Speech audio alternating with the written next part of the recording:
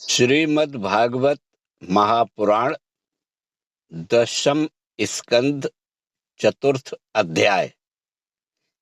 कंस के हाथ से छूटकर योग माया का आकाश में जाकर भविष्यवाणी करना। ओम नमो भगवते वासुदेवाय। श्री सुखदेव जी कहते हैं, परीक्षित, जब वसुदेव जी लौट आए तब नगर के बाहरी और भीतरी सब दरवाजे अपने आप ही पहले की तरह बंद हो गए। इसके बाद नवजात शिशु के रोने की ध्वनि सुनकर द्वारपालों की नींद टूटी। वे तुरंत भोजराज कंस के पास गए और देवकी को संतान होने की बात कही। कंस तो बड़ी आकुलता और घबराहट के साथ इसी बात की प्रतीक्षा कर रहा था। द्वारपालों की बात सुनते ही वह झटपट पलंग से उठ खड़ा हुआ और बड़ी शीघ्रता से सूतिका गृह की ओर झपटा। इस बार तो मेरे काल का ही जन्म हुआ है, यह सोचकर वह विह्वल हो रहा था। और यही कारण है कि उसे इस बात का भी ध्यान नहीं रहा कि उसके बाल बिखरे हुए हैं। रास्ते में कई जगह वह लड़खड़ाकर गिरते गिरते बचा। बंदी गृह में पहुंचने पर सती देवकी ने बड़े दुख और करुणा के साथ अपने भाई कंस से कहा, मेरे हितैषी भाई, यह कन्या तो तुम्हारी पुत्र वधू के समान है, स्त्री जाति की है। तुम्हें स्त्री की हत्या कदापि नहीं करनी चाहिए। भैया, तुमने दैववश मेरे बहुत से अग्नि के समान तेजस्वी बालक मार डाले। अब केवल यही एक कन्या बची है, इसे तो मुझे दे दो। अवश्य ही मैं तुम्हारी छोटी बहन हूं। मेरे बहुत से बच्चे मर गए हैं, इसलिए मैं अत्यंत दीन हूं। मेरे प्यारे और समर्थ भाई, तुम मुझ मंदभागिनी को यह अंतिम संतान अवश्य दे दो। श्री सुखदेव जी कहते हैं, परीक्षित, कन्या को अपनी गोद में छिपाकर देवकी जी ने अत्यंत दीनता के साथ रोते रोते याचना की। परंतु कंस बड़ा दुष्ट था। उसने देवकी को झिड़क कर उनके हाथ से वह कन्या छीन ली। अपनी उस नन्ही सी नवजात भांजी के पैर पकड़कर कंस ने उसे बड़े जोर से एक चट्टान पर दे मारा। स्वार्थ ने उसके हृदय से सौहार्द को समूल उखाड़ फेंका था। परंतु श्री कृष्ण की वह छोटी बहन साधारण कन्या तो थी नहीं, देवी थी। उसके हाथ से छूटकर तुरंत आकाश में चली गई और अपने बड़े बड़े 8 हाथों में आयुध लिए हुए दिख पड़ी। वह दिव्य माला, वस्त्र, चंदन और मणिमय आभूषणों से विभूषित थी। उसके हाथों में धनुष, त्रिशूल, बाण, ढाल, तलवार, शंख, चक्र और गदा, ये 8 आयुध थे। सिद्ध, चारण, गंधर्व, अप्सरा, किन्नर और नागगण बहुत सी भेंट की सामग्री समर्पित करके उसकी स्तुति कर रहे थे। उस समय देवी ने कंस से कहा, रे मूर्ख, मुझे मारने से तुझे क्या मिलेगा? तेरे पूर्व जन्म का शत्रु तुझे मारने के लिए किसी स्थान पर पैदा हो चुका है। अब तू व्यर्थ निर्दोष बालकों की हत्या न किया कर। कंस से इस प्रकार कहकर भगवती योग माया वहां से अंतर्धान हो गई और पृथ्वी के अनेक स्थानों में विभिन्न नामों से प्रसिद्ध हुई। देवी की बात सुनकर कंस को असीम आश्चर्य हुआ। उसने उसी समय देवकी और वसुदेव को कैद से छोड़ दिया और बड़ी नम्रता से उनसे कहा, मेरी प्यारी बहन और बहनोई जी, हाय हाय, मैं बड़ा पापी हूं। राक्षस जैसे अपने ही बच्चों को मार डालता है, वैसे ही मैंने तुम्हारे लड़के मार डाले। इस बात का मुझे बड़ा खेद है।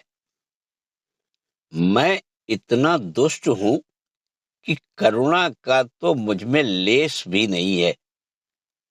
मैंने अपने भाई बंधु और हितैषियों तक का त्याग कर दिया। पता नहीं अब मुझे किस नरक में जाना पड़ेगा। वास्तव में तो मैं ब्रह्मघाती के समान जीवित होने पर भी मुर्दा ही हूं। केवल मनुष्य ही झूठ नहीं बोलते, विधाता भी झूठ बोलते हैं। उसी पर विश्वास करके मैंने अपनी बहन के बच्चे मार डाले। ओह, मैं कितना पापी हूं। तुम दोनों महात्मा हो, अपने पुत्रों के लिए शोक मत करो। उन्हें तो अपने कर्म का ही फल मिला है। सभी प्राणी प्रारब्ध के अधीन हैं। इसी से वे सदा सर्वदा एक साथ नहीं रह सकते। जैसे मिट्टी के बने हुए पदार्थ बनते और बिगड़ते रहते हैं, परंतु मिट्टी में कोई अदल बदल नहीं होती, वैसे ही शरीर का तो बनना बिगड़ना होता ही रहता है, परंतु आत्मा पर इसका कोई प्रभाव नहीं पड़ता। जो लोग इस तत्व को नहीं जानते, वे इस अनात्मा शरीर को ही आत्मा मान बैठते हैं। यही उल्टी बुद्धि अथवा अज्ञान है। इसी के कारण जन्म और मृत्यु होते हैं। और जब तक यह अज्ञान नहीं मिटता, तब तक सुख दुख रूप संसार से छुटकारा नहीं मिलता। मेरी प्यारी बहन, यद्यपि मैंने तुम्हारे पुत्रों को मार डाला है, फिर भी तुम उनके लिए शोक न करो, क्योंकि सभी प्राणियों को विवश होकर अपने कर्मों का फल भोगना पड़ता है। अपने स्वरूप को न जानने के कारण जीव जब तक यह मानता रहता है कि मैं मारने वाला हूं या मारा जाता हूं, तब तक शरीर के जन्म और मृत्यु का अभिमान करने वाला वह अज्ञानी बाध्य और बाध भाव को प्राप्त होता है। अर्थात वह दूसरों को दुख देता है और स्वयं दुख भोगता है। मेरी यह दुष्टता तुम दोनों क्षमा करो, क्योंकि तुम बड़े ही साधु स्वभाव और दीनों के रक्षक हो। ऐसा कहकर कंस ने अपनी बहन देवकी और वसुदेव जी के चरण पकड़ लिए। उसकी आंखों से आंसू बह बह कर मुंह तक आ रहे थे। इसके बाद उसने योग माया के वचनों पर विश्वास करके देवकी और वसुदेव को कैद से छोड़ दिया और वह तरह तरह से उनके प्रति अपना प्रेम प्रकट करने लगा। जब देवकी ने देखा कि भाई कंस को पश्चाताप हो रहा है, तब उन्होंने उसे क्षमा कर दिया। वे उसके पहले अपराधों को भूल गईं और वसुदेव जी ने हंसकर कंस से कहा, मनस्वी कंस, आप जो कहते हैं वह ठीक वैसा ही है। जीव अज्ञान के कारण ही शरीर आदि को मैं मान बैठते हैं। इसी से अपने पराये का भेद हो जाता है और यह भेद दृष्टि हो जाने पर तो वे शोक, हर्ष, भय, द्वेष, लोभ, मोह और मद से अंधे हो जाते हैं। फिर तो उन्हें इस बात का पता ही नहीं रहता कि सबके प्रेरक भगवान ही एक भाव से दूसरे भाव का, एक वस्तु से दूसरी वस्तु का नाश करा रहे हैं। श्री सुखदेव जी कहते हैं, परीक्षित, जब वसुदेव और देवकी ने इस प्रकार प्रसन्न होकर निष्कपट भाव से कंस के साथ बातचीत की, तब उनसे अनुमति लेकर वह अपने महल को चला गया। वह रात्रि बीत जाने पर कंस ने अपने मंत्रियों को बुलाया और योग माया ने जो कुछ कहा था वह सब उन्हें कह सुनाया। कंस के मंत्री पूर्णतया नीति निपुण नहीं थे। दैत्य होने के कारण स्वभाव से ही वे देवताओं के प्रति शत्रुता का भाव रखते थे। अपने स्वामी कंस की बात सुनकर वे देवताओं पर और भी चिढ़ गए और कंस से कहने लगे,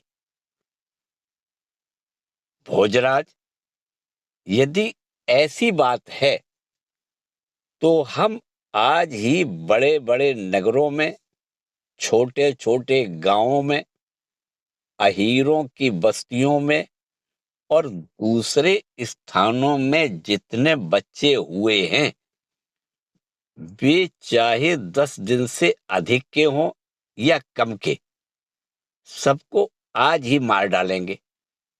समर भीरु देवगण युद्धोद्योग करके ही क्या करेंगे? वे तो आपके धनुष की टंकार सुनकर ही सदा सर्वदा घबराए रहते हैं। जिस समय युद्ध भूमि में आप चोट पर चोट करने लगते हैं, बाण वर्षा से घायल होकर अपने प्राणों की रक्षा के लिए सम्रांगण छोड़कर देवता लोग पलायन परायण होकर इधर उधर भाग जाते हैं। कुछ देवता तो अपने अस्त्र शस्त्र जमीन पर डाल देते हैं और हाथ जोड़कर आपके सामने अपनी दीनता प्रकट करने लगते हैं। कोई कोई अपनी चोटी के बाल तथा कच्छ खोलकर आपकी शरण में आकर कहते हैं कि हम भयभीत हैं, हमारी रक्षा कीजिए। आप उन शत्रुओं को नहीं मारते जो अस्त्र शस्त्र भूल गए हों, जिनका रथ टूट गया हो, जो डर गए हों, जो लोग युद्ध छोड़कर अन्मनस्क हो गए हों, जिनका धनुष टूट गया हो या जिन्होंने युद्ध से अपना मुख मोड़ दिया हो, उन्हें भी आप नहीं मारते। देवता तो बस वही वीर बनते हैं जहां कोई लड़ाई झगड़ा न हो। रणभूमि के बाहर वे बड़ी बड़ी डींग हाँकते हैं। उनसे तथा एकांतवासी विष्णु, वनवासी शंकर, अल्पवीर इंद्र और तपस्वी ब्रह्मा से भी हमें क्या भय हो सकता है। फिर भी देवताओं की उपेक्षा नहीं करनी चाहिए, ऐसी हमारी राय है, क्योंकि हैं तो वे शत्रु ही। इसलिए उनकी जड़ उखाड़ फेंकने के लिए आप हम जैसे विश्वास पात्र सेवकों को नियुक्त कर दीजिए। जब मनुष्य के शरीर में रोग हो जाता है और उसकी चिकित्सा नहीं की जाती, उपेक्षा कर दी जाती है, तब रोग अपनी जड़ जमा लेता है और फिर वह असाध्य हो जाता है। अथवा जैसे इंद्रियों की उपेक्षा कर देने पर उनका दमन असंभव हो जाता है, वैसे ही यदि पहले शत्रु की उपेक्षा कर दी जाए और वह अपना पांव जमा ले, तो फिर उसको हराना कठिन हो जाता है। देवताओं की जड़ है विष्णु, और वह वहां रहता है जहां सनातन धर्म है। सनातन धर्म की जड़ है वेद, गौ, ब्राह्मण, तपस्या और वे यज्ञ जिनमें दक्षिणा दी जाती है। इसलिए भोजराज, हम लोग वेदवादी ब्राह्मण, तपस्वी, याज्ञिक और यज्ञ के लिए घी आदि हविष्य पदार्थ देने वाली गायों का पूर्ण रूप से नाश कर डालेंगे। ब्राह्मण, गौ, वेद, तपस्या, सत्य, इंद्रिय दमन, मनोनिग्रह, श्रद्धा, दया, तितिक्षा और यज्ञ विष्णु के शरीर हैं। यह विष्णु ही सारे देवताओं का स्वामी तथा असुरों का प्रधान द्वेषी है, परंतु वह किसी गुफा में छिपा रहता है। महादेव, ब्रह्मा और सारे देवताओं की जड़ वही है। उसको मार डालने का उपाय यह है कि ऋषियों को मार डाला जाए। श्री सुखदेव जी कहते हैं, परीक्षित, एक तो कंस की बुद्धि स्वयं ही बिगड़ी हुई थी, फिर उसे मंत्री ऐसे मिले थे जो उससे भी बढ़कर दुष्ट थे। इस प्रकार उनसे सलाह करके काल के फंदे में फंसे हुए असुर कंस ने यही ठीक समझा कि ब्राह्मणों को ही मार डाला जाए। उसने हिंसा प्रेमी राक्षसों को संत पुरुषों की हिंसा करने का आदेश दे दिया। वे इच्छानुसार रूप धारण कर सकते थे। जब वे इधर उधर चले गए, तब कंस ने अपने महल में प्रवेश किया। उन असुरों की प्रकृति थी रजोगुणी। तमोगुण के कारण उनका चित्त उचित और अनुचित के विवेक से रहित हो गया था। उनके सिर पर मौत नाच रही थी। यही कारण है कि उन्होंने संतों से द्वेष किया। परीक्षित, जो लोग महान संत पुरुषों का अनादर करते हैं, उनका वह कुकर्म उनकी आयु, लक्ष्मी, कीर्ति, धर्म, लोक परलोक, विषय भोग और सबके सब कल्याण के साधनों को नष्ट कर देता है। इसी के साथ चतुर्थ अध्याय समाप्त हुआ। ओम नमो भगवते वासुदेवाय।